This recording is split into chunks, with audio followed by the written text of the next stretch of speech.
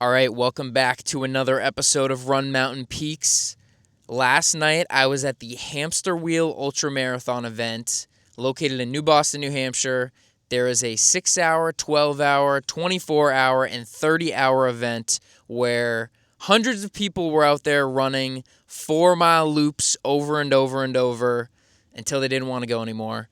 Hence the Hamsterwheel name. And I was there pacing one of my buddies who successfully ran 100 miles on the hamster wheel. So I wanted to share the story from last night. And then I wanted to talk a little bit about pacing people, how to be a good pacer. I've paced a bunch of people. I've had pacers pace me. And I've learned some things over all these different experiences. You always learn something new when you pace somebody and when you do an ultra. And I just wanted to share on some of the stuff that I've learned about being a good pacer.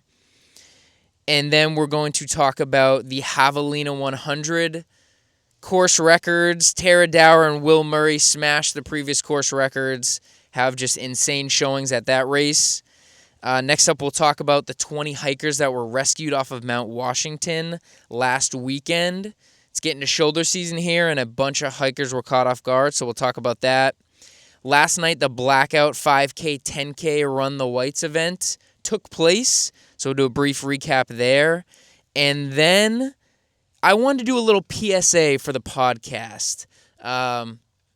We'll just jump right into this. This is a little PSA. If the podcast in the next week or so gets taken down, the YouTube channel gets taken down, just know it was not me. It was Big Pharma.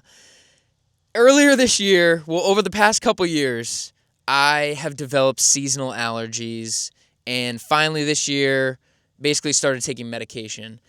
And so a couple months ago, I started taking medication. I saw a doctor, and they were pretty much like, yeah, there's a handful of over-the-counter stuff that you can get. Claritin, Zyrtec, Allegra, try a few of them, see which work for you. Some, cause drowsiness in some people, some work good for others, so try a few. And just start taking it daily. So I started taking Claritin daily. The official name for it is loratadine. Oh gosh, this is bad. Loratadine, 10 milligrams. And I looked online. I did some research, and like some other runners take that. I mean, tons of people have allergies. It's just something that I never experienced growing up, and I didn't really have anyone like in my family who had allergies. So did some Googling, some online stuff, and I started taking Claritin. It worked for me. It was all good. The doctor said, hey, take a 10-day pack, see if it'll work for you, start that out. And so I did, and it was good. So I was like, all right, we're going to go with Claritin. I ended up going back to the store, and I just got a 60 count bottle of Claritin, and the price was about a little over $1 each. It was $1.11 each, to be exact. And when I first bought it, I was like, that is kind of expensive, like $30 every month. But I would pay $1 every day to just not feel slightly sick. So I was like, we're good. So I started taking Claritin. The allergies got better. And last weekend, one of my buddies said, hey, we were kind of chatting. He was like, I developed seasonal allergies too. And I started taking stuff for it, and now I just take it all the time, and it's awesome. But he's like, hey, if you go to Walmart, you can get the generic brand version of whatever you're taking. I think he was taking Claritin too. Go to Walmart, get the generic brand. It'll save you money. And so I was like, sweet, I should do that. Like, I'm going to be taking this in bulk. I should obviously get a better price on it. So I was like, it might be, half or a third amount of the money. Because you hear about some of the big pharma and stuff, jacking prices up. And so I go to the store and I get the same loratadine, or however you pronounce it, 10 milligrams, the exact same thing as Claritin, the Ep.8 brand. And I look on the bottle, and it is 4.5 cents a pill. So it is 30 times cheaper than Claritin. When I saw that, I almost started freaking out in the store. I don't even understand how that is. I was immediately on my phone, was like, how is this possible? Like, there must be something different about it. No, It is literally Claritin jacks the price up 30x what it costs. So this is a PSA. If you have been taking Claritin or have taken it in the past, no longer. You got to go Equate. You can get it at Walmart. It is 30x savings on your money. I felt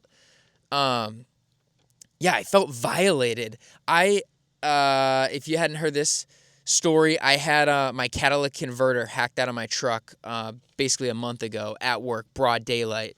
And that was obviously like when it happened, I was like very much shocked, felt violated. I think I was more violated seeing that I had been paying 30 times more for Claritin than this other stuff. So, wanted to get that at the beginning of the podcast. If this gets taken down, Big Pharma got me. And if there's like a Claritin rep that is listening to this right now, car drive-by. If there's a Claritin rep that is listening to this podcast, like, oh my God, this guy's slandering our brand, he's giving away our secrets, just know that I could be paid off for way cheaper than you think. We can make this a Claritin podcast really quickly. No, screw Claritin. This is an Equate podcast. Get on Equate, Loratadine, 10 milligrams, and save yourself some money. All right. That's enough rambling there. Jumping in to the Hamsterwheel 100.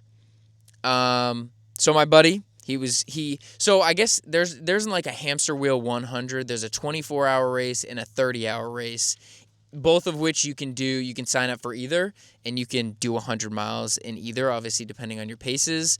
And I think if you do 100 miles, which would be 25 4-mile laps, you get a 100-mile buckle. So it's basically kind of just a free-for-all on this track in New Boston.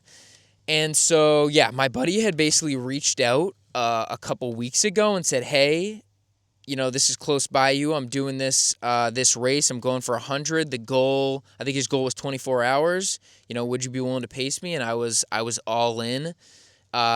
He's one of my buddies I've ran with a bunch. And I'd heard of the Hamsterwheel, but I had never been to the event. I've been to Ghost Train, which is in Milford/Brookline, and it's a similar style. It's kind of out and back on a rail trail, and there's a bunch of different distances, and there's a ton of people that go to it. But I'd never been to the Hamsterwheel. So usually when you're pacing people, you are signing up for a late night or a super early morning, lots of miles, and basically I was going for the 8 to midnight slot. So the race started at 9 a.m. So he was going to be about 12 hours in and then kind of at the beginning of the night. So honestly, at that point in the race, usually, that's when it starts to get pretty hard, but it was going to be fresher than if you're pacing somebody at the end of a race. I went there expecting, I didn't know really what to expect, but I expected kind of a big event. And I think his goal was to still be running at that point when I met up with him, which he was. And so, honestly, just go run around the Hamsterwheel for a while. And so, we'll talk about the experience first. When you're pacing someone, usually I like to bring maybe some extra things that they might need on course, depending on where you're pacing. But for this course, it's a 4-mile loop, and every loop you basically get back to your aid station. They have an aid station at the start-finish line, and then you can set up tents. And so he pretty much had all the food, equipment, clothing, lube, everything that you really need every 4 miles, so every pretty much hour at his goal pace. And so really, as a pacer, I didn't really need to bring a lot. I didn't need to bring anything for him. I had a handful of things that I figured I wouldn't need just in case, but I showed up just ready to run, enthusiastic, and just there to support. I just had a belt. I didn't have a vest. I had kind of a pullover, some snacks, my water, and a couple things of lube, and that was pretty much all I rode with. And so I show up. It's I forget what the name of the track, but it was at some sort of kind of fairground, and you run around the fairground, and then you do an out and back on the New Boston Rail Trail. So the out and back's maybe like a mile or a mile and a half. So a mile, mile and a half out, mile and a half back, and then you do a big lap around the kind of the fair venue. And it's a ton of space. Like, they have fairs there, so there's a ton of space. It was loaded with cars, tents, people. Like, when I pulled in, there was like a dozen headlights coming at me on this little stretch of the fairground. And I was thinking, like, if there's that many people here, like, imagine how many people were on the 4-mile loop. So immediately you pull in, there's cars everywhere, there's tents everywhere, there's people running.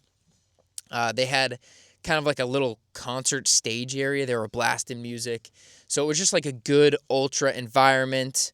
Everyone enthusiastic, lots of, nice work, good job, let's get it, that kind of things as you pass, because you're passing runners the whole time.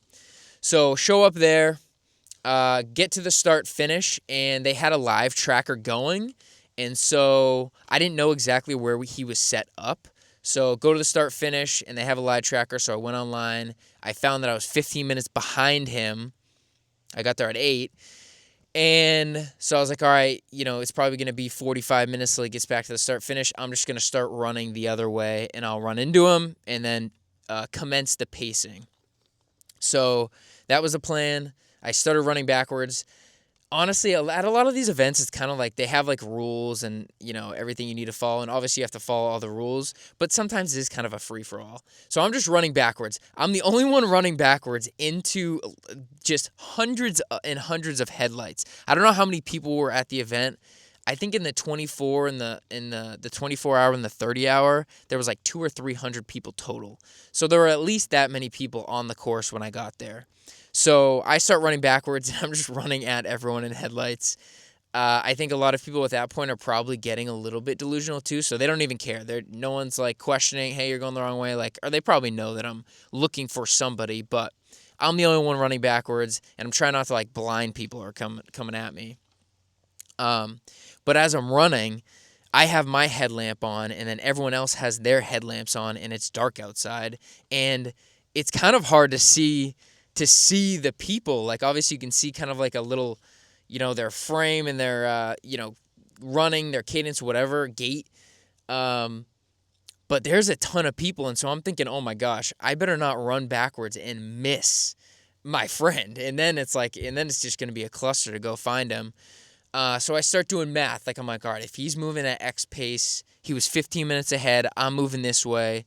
So for every 10 minutes I move this way, he's moving 10 minutes forward, and eventually I get to the pocket where I'm like, all right, I should be running into him soon. And it ended up being when I was on the rail trail out and back section. So finally I run into him, and honestly, he was in a group, and they were kind of all chatting, and I almost missed him, but I was kind of doing like a side eye, like I was trying to shine my light at everyone to get like make sure I could see them, but without blinding them. And eventually I saw my buddy, so I spun around and I linked up with him. He was actually running with somebody else at that point, so we had a little group going for a little bit, and just caught up with him. When I ran into him, I think he was 50 or 55 miles in, so he had just elapsed the halfway point, and he was running. He was still running. I guess when I ran into him, he was running. He was doing like a little bit of like walking intervals, but he was still running very strong when I ran into him. So picked him up, started running, and I think whenever there's new company, you see somebody pick up a pacer, it kind of just like lifts your spirits. You talk about, how you feeling, give me the recap of the day. So we kind of just start chatting, and I hadn't seen him in a while too, so we were kind of just catching up. He was telling me how he was feeling, like he was saying everything was going pretty well, so that was good. And we just started going on this hamster wheel. And yeah, like I said, his goal was 24 hours, and he was definitely he was over halfway, and it was at like 11 hours. So he was on pace, he was running strong. And so ended up just running with him. I think every time you get into these ultras and you're pacing somebody, you learn something new. You see somebody facing some sort of maybe difficulty that you haven't seen before. So it's always like a learning experience. But when I'm going there, I'm just trying to keep the energy up, and I'm just trying to keep him moving. So we did that pretty well, and honestly, he did super good. So I ended up doing 4 full laps, so about 16 miles. And his laps were super consistent. He was running like 59 minutes flat. So like 14-something minute pace each mile, and that was going to get him to his target. And when I was with him, things were all good. Like I showed up and the weather was cool, but it wasn't like super cold. There were lots of runners out. He was eating a lot, which is always something that's going to help you in an ultra. So he was having I think he was saying 100, 120 grams of carbs up until that point. So that was good. And so for me as a pacer in that scenario, it was pretty much more just a fun run for me. Like I really didn't have to do anything for him. Didn't have anything like on the aid. He was eating good on his own. He was running, like he was kind of setting his pace, his run-walk pace. And so for me, it was just kind of like enjoying his company and keeping him company, like energy up. And so, yeah, the first couple laps, we were just catching up. Really nothing major. Like he was moving super consistent. And then I think the last couple laps, it started getting colder. So when it gets cold, when it gets a little bit windy and your legs aren't moving as fast, I think they start to shut down a little bit and it starts to get a little bit tougher out there. And so he was starting to hurt a little bit. You know, if you're running in the mountains, if you're running on trails, there's lots of like undulating terrain, lots of rocks, ups and downs. But this is a flat 4-mile dirt track. And so he's running the same pattern, same gait he had been doing it for 60 miles. So we started having some things pop up, just the pain, foot pain, nothing crazy. Like he wasn't really complaining. I was just asking, everything good? And he would kind of be like, yeah, just starting to hurt a little bit. So we started to slow down, it started to get colder. And I think the period when it starts getting towards that midnight time of the night, like you're just thinking, oh my God, I've been out in the night for hours now and I still have hours until daylight. Everything's hurting, it's getting cold. And so you're starting to 60, 70 miles is like that pain cave of like, oh man, like I am in so much pain, but I have 30 miles to run left. So he was definitely starting to feel it a little bit, but we kind of pushed through those last couple laps and he was still doing like 59, 60. I think the last lap was probably like an hour flat. So he was still running good. And midnight struck, and that was pretty much my time with him. He had a little crew, and he had somebody meeting him to pace after that. And so, yeah, it was pretty uneventful. Like I said, it was pretty chill crew. All I really had to do at the aid station, I would make sure that he got the food, the calories that he needed. He had everything like, if this next lap I want to grab this from the thing, just remind him to get that.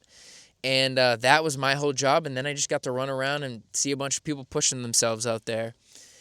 So at midnight, that was the end of my shift. He had another pacer lined up, and so they went into the night. Like I said, it was getting cold, and he was like, I think I got to go night mode right now. So he grabbed like an extra shell. He grabbed some poles. I think he grabbed a little bit of music, and he was going night mode. He was entering the pain cave, and he was getting prepped for it. So that was the pacing experience there. I guess a little bit more about the event, and I guess to talk about. So we ended up doing the 100 miles. I think his last tracker was 25 flat, almost hours. So I think he was a little bit slower than his goal pace, but still crushed 100, ran 100 miles in a day on the Hamsterwheel, and he got his belt buckle. So congratulations to Kevin. And yeah, a little bit about the event. I think it's always it's cool to see events where people are localized in one area. So if you have like a last man standing event where you pretty much see it's 4-mile loops, or if you have something like this, it's not last man standing, but it's just 4-mile loops. So it's like every hour runners are coming in. You're always passing runners. There was like a mile and a half, like I said, out and back section. So like runners are always passing you, either going out or back. So there's lots of people around. If you're new to ultras, if you're new to running 24 hours, 100 miles through the night, this is a great kind of style race to do it at. Like you're just always surrounded by people. Everyone out there, a lot of people are suffering, and everyone's like willing to like have a buddy if you don't have a buddy, so you can link up with people, you can chat with people. You see people for every lap, so it's a cool environment. And the one thing that I was thinking out there was, I don't know how many runners there are, and I don't think we should do quick math right now, but if there were like 250 runners in the 24 and 30 hours, let's say like 100 of them run 100 miles. What is that math? 10,000 miles? That's the equivalent of 5 AT through hikes in distance, and I'm probably way underestimating how many miles are done out there. So like when I was out there, I was just thinking of like, wow, people are moving miles. The humans are putting in work at this track. So it was cool to see. And anytime I go to these events, like if you're in like a running lull, if you haven't raced in a while, if you're just kind of feeling meh, uninspired, let's say, go volunteer or go pace or go jump into one of these ultras, because just seeing so many people out there pushing themselves, it always fires me up. Like I gotta be doing more. I gotta be getting better. I gotta get something on the race schedule. It's a good motivator. It can pull you out of funks, and so I definitely recommend like going out to some of these events if you have any local near you. It's always a good time, and it always gets me kind of firing. It's, seeing people grit it out is just cool, because honestly, I was there in the first half of the night shift, and people were starting to hit that mode. Like a lot of people were in the pain cave, pretty much looking like they were having a horrible time, but still moving forward. And so it was cool to see. So that was the Hamsterwheel 100. A bunch of finishers at that event. I mean, go on second win timing results, and they have all the live results. So I think it's concluded about now, but or maybe they still might be finishing up the 30-hour. But you can go on there, check out, see who put down some crazy efforts. It was a good time. And so, yeah, so we talked a little bit about the pacing. Like, this was an easy pacing gig for me. It was really just running with a friend. It wasn't like I had to really do much. But I wanted to talk about what a good pacer is, like how to be a good pacer. Because I have been a good pacer, and I've been probably not a great pacer. I've had different people pace me. And so I think there's like some do's and don'ts of pacing that I wanted to kind of brush over. So I guess, like, what is the goal of a pacer? For anyone who doesn't know, like, in ultra marathons, usually at like 50 miles and definitely 100 miles plus, most races will allow you to have a pacer, which is pretty much just a friend to run with you and kind of support you when you're hurting. It's usually late at night, etc. So it's just a buddy that you can run with. And there are kind of requirements, like usually pacers have to have, the same kit that the race requires the runners to have. They can't carry food and gear for somebody at a race, like, unfairly. Although I think at Ghost Train they say you can mule for your runner if you carry a 50-pound pack or something like that. So you can't mule usually at these races, but it's somebody to kind of keep you moving and a little bit watch out for you. So, like, if you're on a trail, so this was obviously 4 Mile Loop, but if you're like out in the mountains or on a trail, like, it's someone to like help take care of you, kind of like make sure that you get to where you're going. So I think the goal of a pacer is just to be a buddy, to honestly ultimately kind of make sure that you're safe and like making good decisions. But being a good pacer, I think a good pacer is somebody that wants to be there, so is enthusiastic and like understands your goal and wants your goal, obviously not as much as you, but like wants it really bad, like understands what you're trying to do and is going to make it happen. Whether that just be a finish, whether that just be I want to come out here and have a good time for X amount, whether that's a goal time, like they need to be all bought in. They need to be hyped to be up in the middle of the night and not getting sleep and running a lot, They need to want to be there and enthusiastic. And then they need to keep your momentum. I think when you are running an ultra and you're hours and hours into running, everything hurts. Little things can slow you up. If you got to tie your shoe, if you got to get something out of your pack, if you got to mix a drink thing, if you got to grab your poles, if you got to get something, I dropped something on the ground, like I got to fill my water up. Like, all of these things just get very hard to do because your like cognitive function is like deteriorating because you're pushing your body so hard. So the goal of the pacer is to take care of all of those things that would prevent you from moving forward. 1, so keep your momentum in that regard. And then 2, make sure you're fueling right, make sure you're drinking enough, make sure you're hydrating, taking caffeine, like all of those things. If you don't do it properly, it will slow you down and will kind of get you off that momentum. But if you keep the carbs coming, if you keep drinking, like, you're going to be able to keep moving better. So that's another thing, because in these ultras, your mind kind of starts to go, oh, when's the last time I took this thing? Oh, I was taking it every 30 minutes. Right now it's 1:15 a.m. When was the like your brain just can't do math good, and so it's good to have like a fresh brain to like remind you to do all these things. And then 3, like keeping the enthusiasm high and doing a little bit of motivation, like pushing your runner a little bit. Which is something we'll talk about. Like, you don't want to push your runner too much, because then they'll just like burn out and like have a bad race. But you don't want to just let them run like with how they want to run, because they pretty much want to stop. So yeah, I think like all of those things to just like keep the momentum going is the most important thing when you're pacing. And now it's gonna differ, your pacing responsibilities and your style, like on the event. So like last night, a 4-mile race, like I said, I don't have to really take care of anything on the trail because it's so short in between your aid station stops. But what I would try to do is to be a good pacer. Hey, as we're going in, like maybe when we're a couple minutes out, hey Kevin, what do you need? How many gels do you have? You need a gel. When's the last time you eaten? All right, so we got to grab 2 gels. Do you want to do water this lap? Do you want to do a seltzer? Do you want to do like a mix? He was drinking a little coffee concoction. Like, what are you feeling?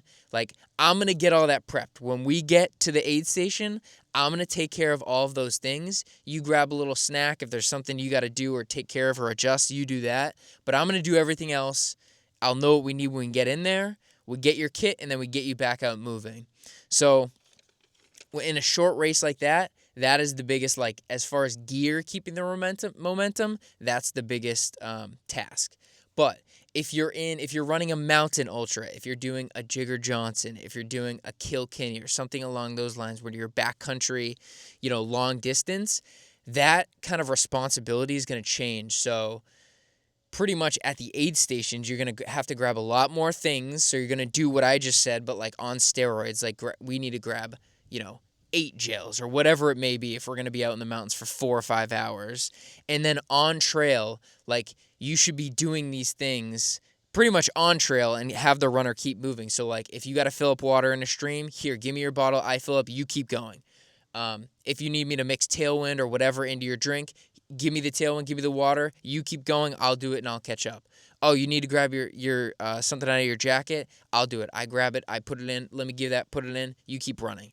So it's like all of these things that like I'm going to take care of every task. The runner's task, your only task is to keep moving forward.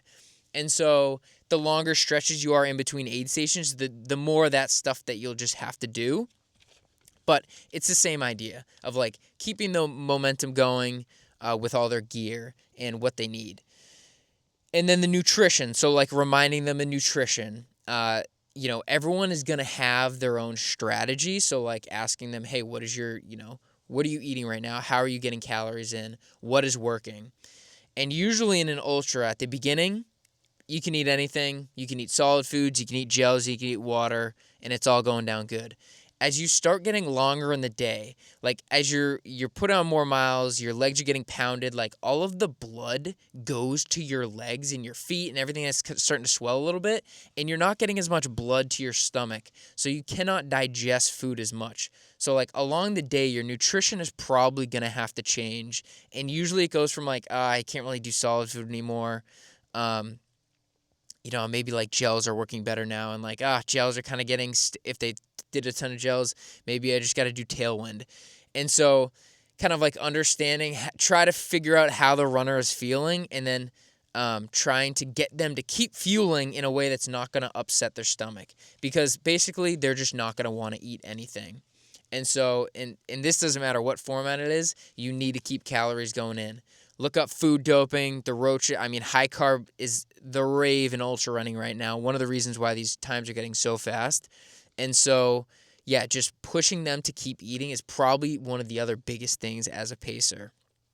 And you want to do it. So I think in the past, like I remember I paced somebody at Ghost Train, and I showed up, and I think they said their legs were hurting, but their stomach was good. So that was all good. And I was kind of pushing them to eat a little bit, or no, what happened? No, I show up, they said their legs are good, my stomach is good. We run for about 2 miles, and she just starts puking everywhere. And I'm like, oh my gosh, this is going to be horrible.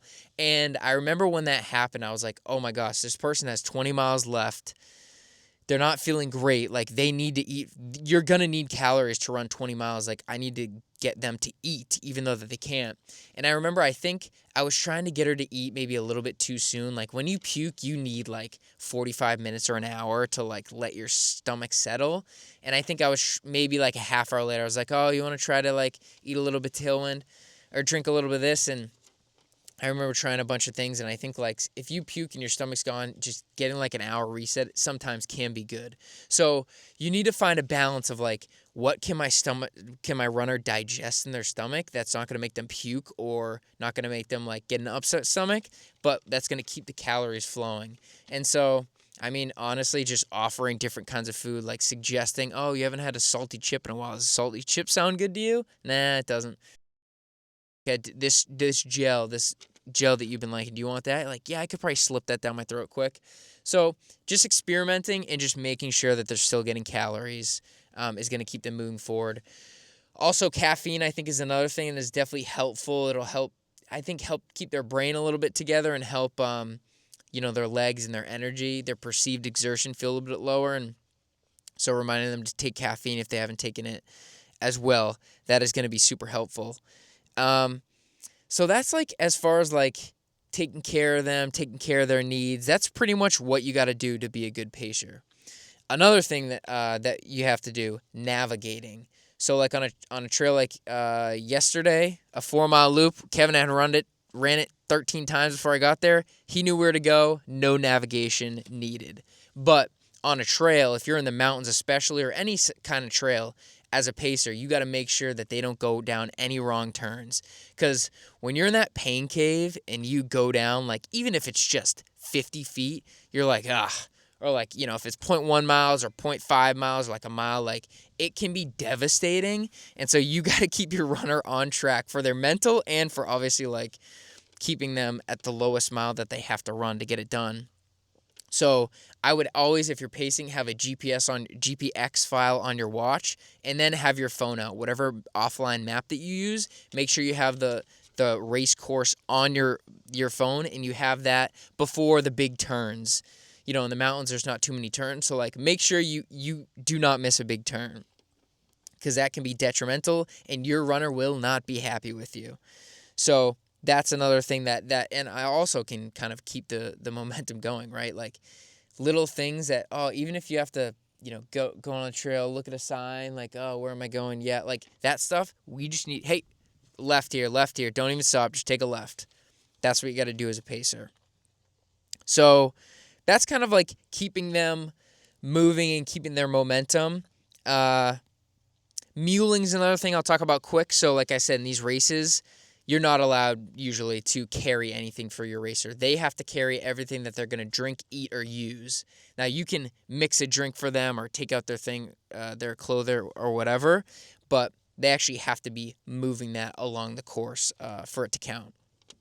But for an FKT effort, a supported FKT effort, which is kind of, those are getting like very racy and very lots of effort are going into those, you can mule.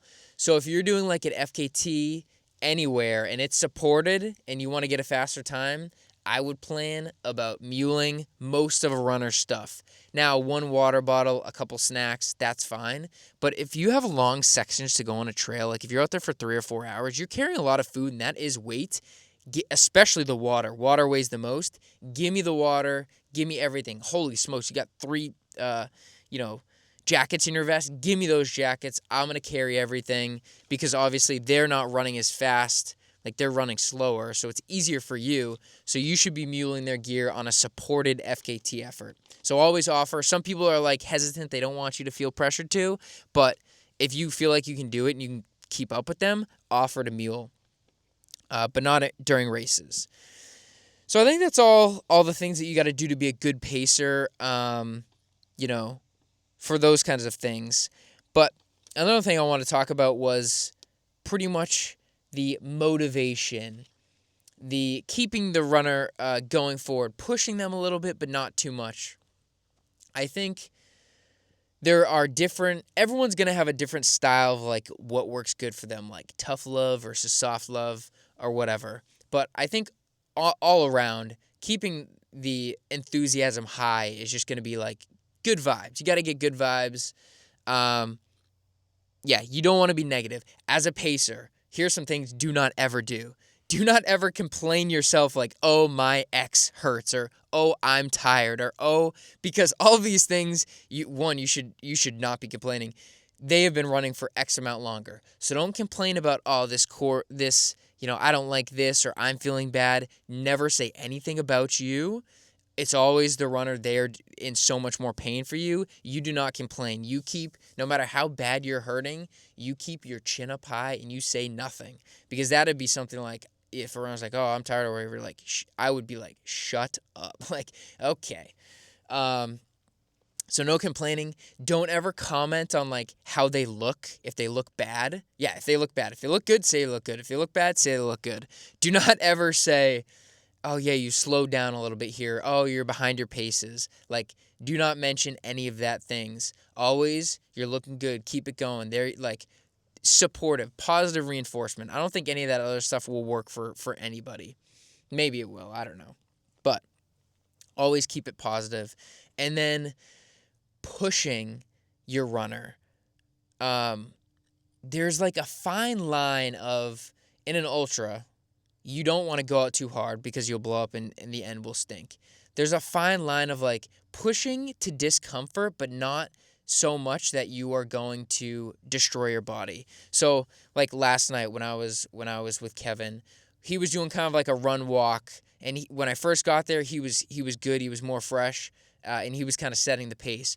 But as the night progressed, I would start, when we were doing a walk section, I would start jogging when I felt like, all right, let's get him jogging again here. And then he would kind of jog with me, and then he would stop when he was done jogging. I would kind of stop. And so like, I feel like it was a subtle, and then maybe the next time he started running on his own and I didn't. So it's a subtle, like, I'm going to push you a little bit. And I think he understands too, like, I'm trying to get him to go here. Like, hey, we got to run. We've been walking for a little bit. Let's pick it up, because his body does not want to do that. But he understands, like, when he gets that little push, he's going to do it. But you don't want to do it too much to where a runner's like, hey, stop. Like, you don't really ever want a runner to have to tell you, like, hey, we're doing, like, that just means that you're not kind of reading the situation as good as you could be. So that's kind of one way to, like, keep them pushing but not overdo it. Just little nudges here and there. And then when you do the nudges, like, crushing, like, moving miles, let's get it. Little motivational stuff. If you got some quotes, drop them. If you got some jokes, drop them. But that's how I go about it. Now, some people will say, hey, I want to run X pace. I will run X pace. You lead. I'll follow you. Boom. Perfect. And then you got it. Get a pace on your watch going, and you just hold it there. And that works too. And then some people like to lead. Like, usually when I'm running ultras, if I'm feeling good, I do like to lead a little bit, as long as I'm moving well. And so it all depends. Just like good communication with your runner beforehand and during the race is always going to help. And then another thing about, like, overall vibes. In these events, people are going to hurt. They're going to feel like crap. Like, it's going to get super hard for them. And if you run ultras, you know what that feels like. Sometimes people just need some quiet. And so some people like, hey, some people like to talk the whole time. It distracts them. Some people like you to just talk and tell stories about X or whatever. And then some people, sometimes you just need some silence. So I can definitely be in all three of those moods while I'm running. And, runners can be in all three of those moods while they're out there, while you're pacing somebody. So trying to just, like, read, like, how they're feeling. If they're getting short, a little less talking, a little more grinding. Like, don't ever feel like you're going to have an awkward silence, because usually if people are quiet, they're just really hurting, and they are just thinking about one step forward at a time. And so if silence is, like, helping them, roll with the silence.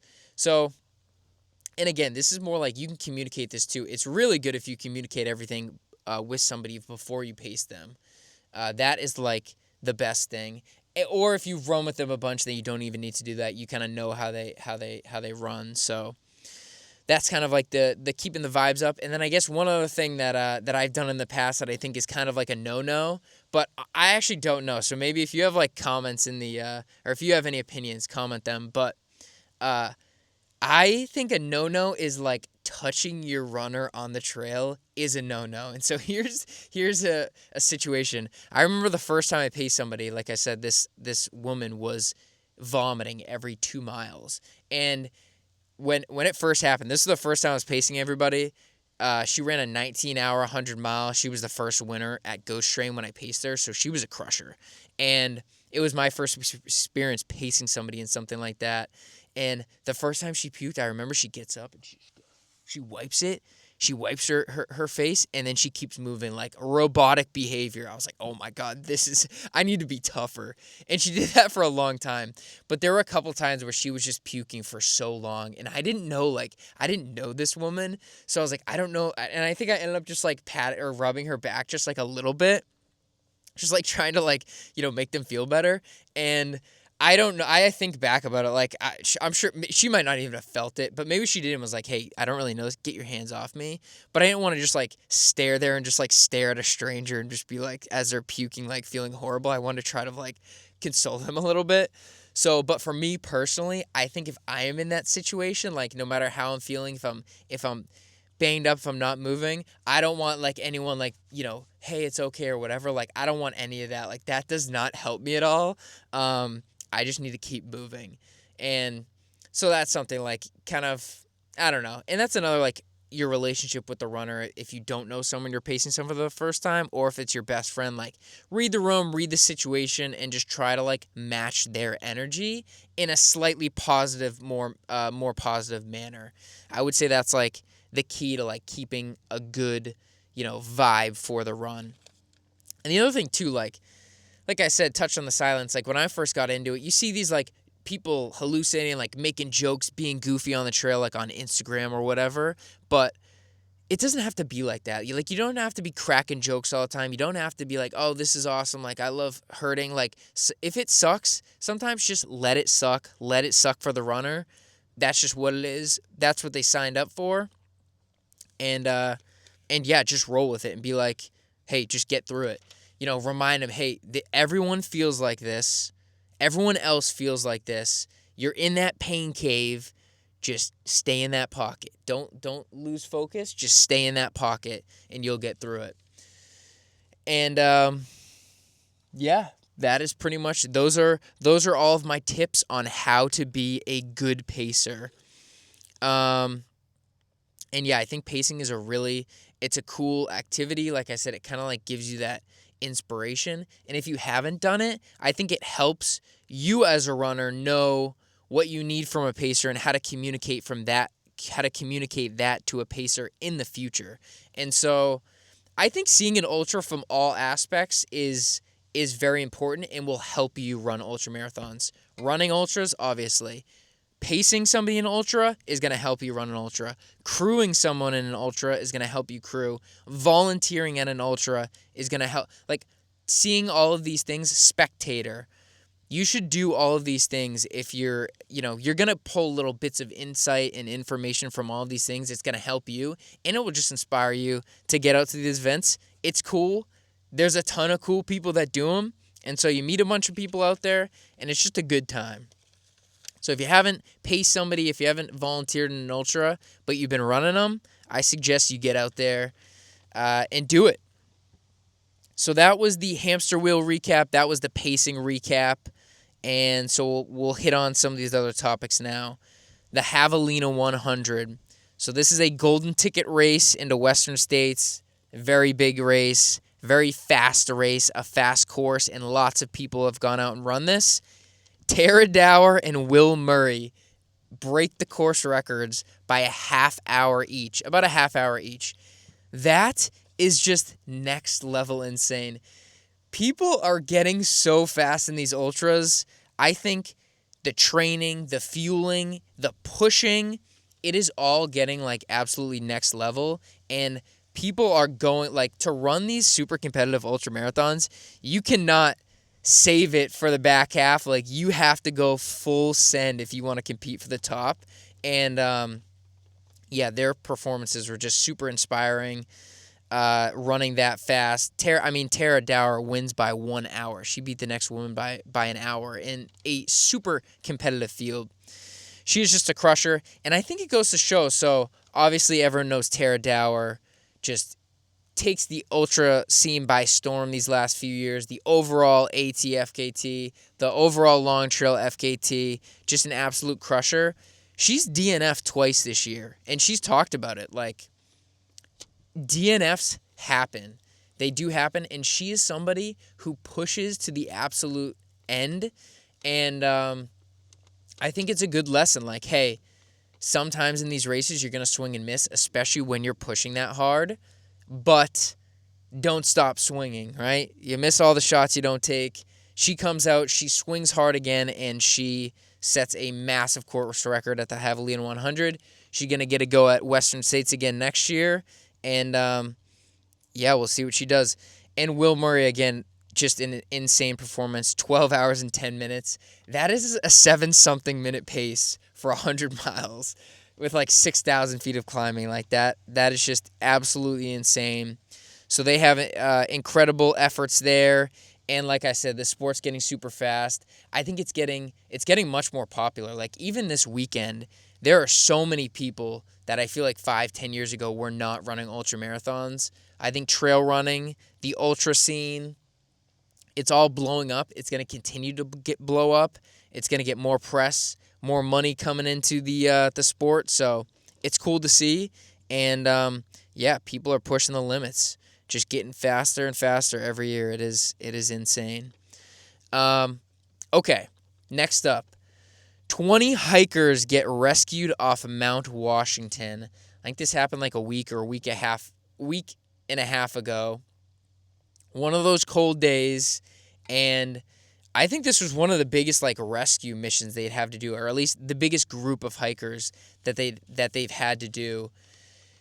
Every summer and every spring, every fall, there's people that have to get rescued off mountains in the Whites. And, this just happened to be a big one. So let's talk about, like, unprepared hikers, tourists. I think the White Mountains are getting extremely popular. They are more visited than Yellowstone. There's a ton of people in New England, hiking the 48, the list. Everything is getting so popular online. Like, social media is going crazy right now. Like, everyone is doing them. And so I think it puts out this image of what it's like to hike in the White Mountains. People are only posting the nicest clips. Oh, it looks so nice. These views are amazing. It's sunny, it's clear, it's beautiful.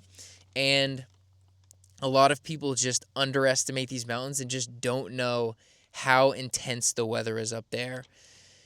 I think it's the easiest to do in the summer where it's 70 degrees. It could be 60 and 70 degrees in Lincoln, New Hampshire. Beautiful sunny day. And it could be 30s wind chill on Lincoln and Lafayette, one of the most popular hikes. And so I think people, they don't understand the difference. Once you get up 2,000 or 3,000 feet higher than you are down low, the weather is insane. Above tree line, right? Like wind is scary. When you're above tree line, especially in the presidentials, relentless wind is a very underestimated element. Everyone can look at the temps, but when you're just getting wind blasted, sometimes I use the word wind blanked. We won't say it on here, but when you're getting wind blasted, it is relentless. And if you're not getting below tree line soon, it can freeze you to the bone quick. And so I think wind chills are very much not understood by your casual person just looking at a view on a hike, and then how quickly the weather can change. Mount Washington is one of the worst weather areas in the world. That is not, I think, the highest recorded temperature, the highest recorded wind speed, lowest recorded temperature. That may be wrong, but I know the wind speed is on Mount Washington. Something about the weather pattern of the Whites basically brings all the fronts right onto Mount Washington, and it can happen quick. If you don't like the weather on Washington, wait an hour. It happens quick. And so I think those two facts leave hikers very much unprepared. And so, like, what is there to do about that? Obviously, education is, like, very much important. Online, I think there's lots of education, trailheads. There's always, on the busy trailheads at the busy mountains, there's always Forest Service people kind of spreading the information. But I think it really is just, like, knowing and understanding how insane these mountains are to, like, a casual hiker that thinks, oh, I'm just going to go hike today. That is, like, probably the number one thing that will help people. And so it's a tough one. Like, I think how, you don't want to tell these tourists to stop hiking.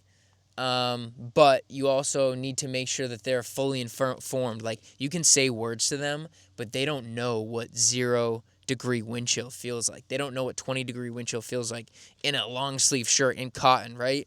So I think it's hard, and, like, you can't look at somebody, like, everyone has seen people on the trail that are thinking, like, this person is in for a long day. Like, they do not have what they need up there. It was freezing.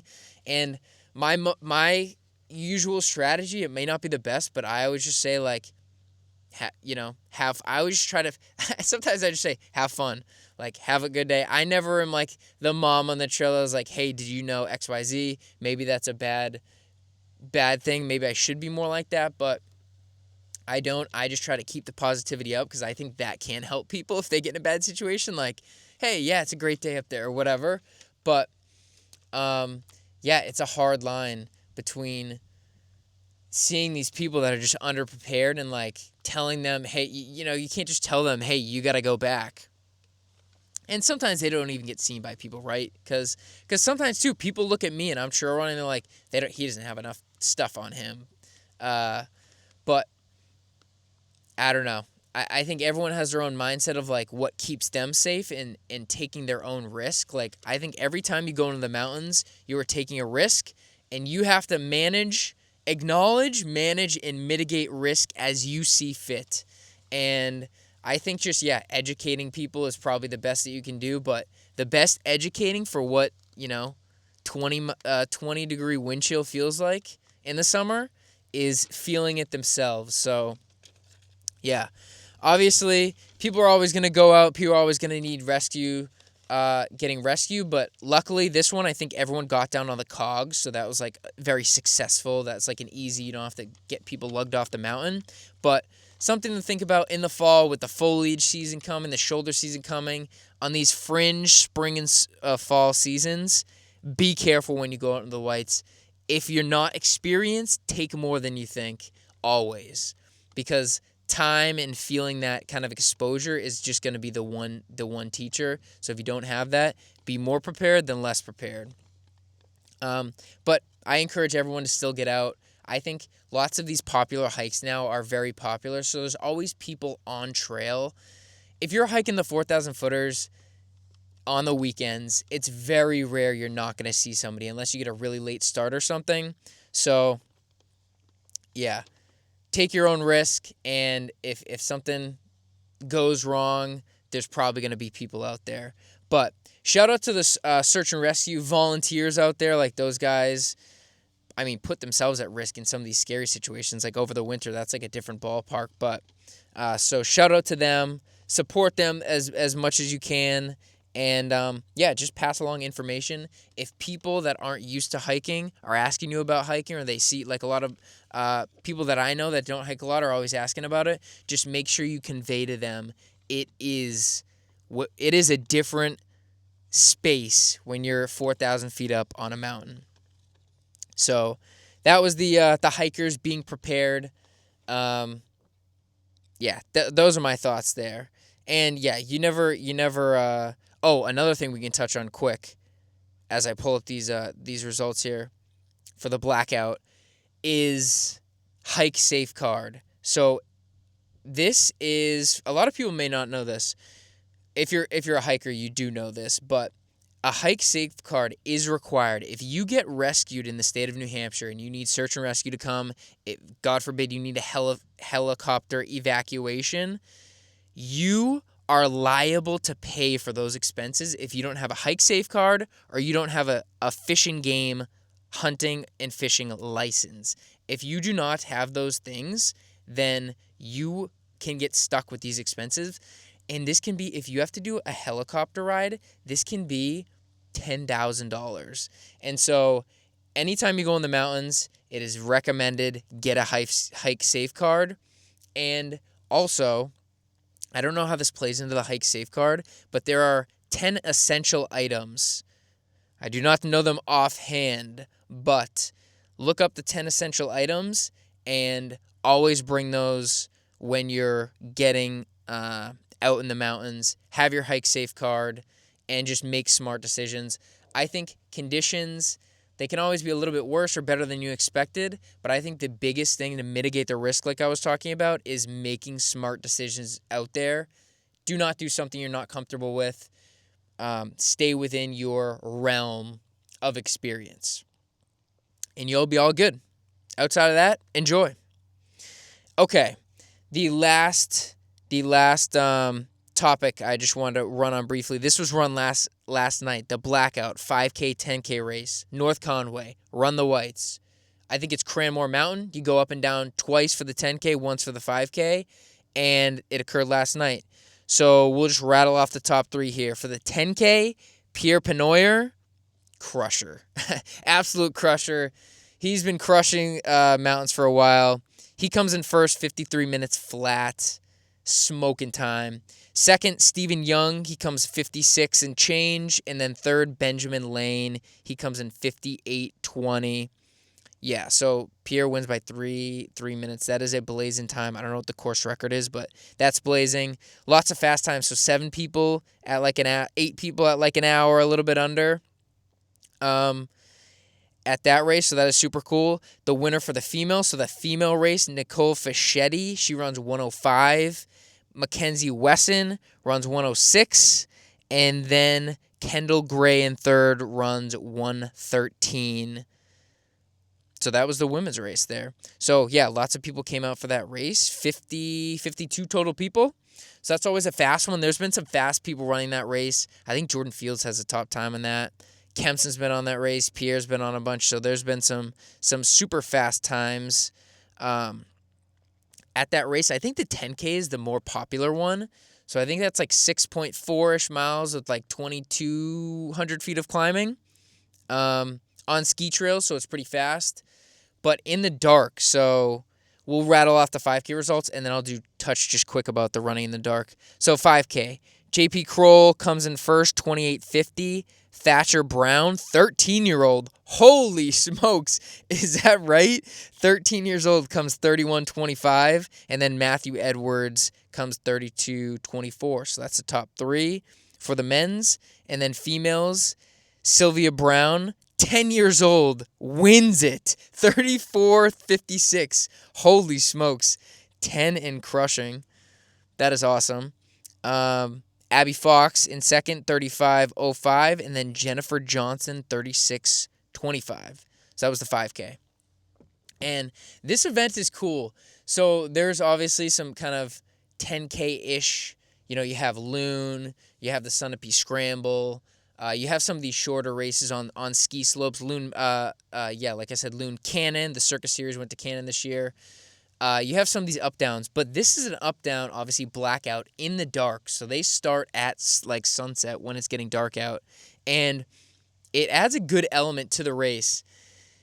I think the uphill pretty much is going to be similar.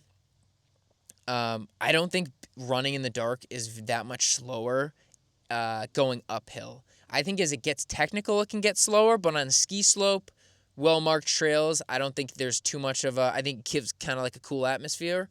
But coming downhill in the dark is a doozy, especially on a fast course and a shorter race. So if it's really technical and it's dark, you're probably moving slower. If you're running an ultra, it's dark, you're probably moving slower.